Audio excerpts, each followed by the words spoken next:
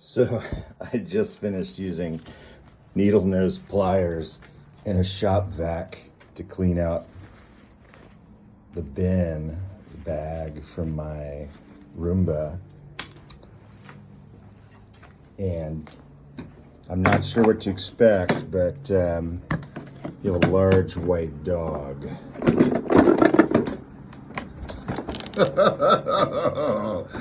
Gross. Oh man. Oh, nasty. So, yeah, you know what? I haven't even noticed dog hair around the house for the last month. So, I guess the Roomba's doing its job. It's so gross. You can make a sweater out of that.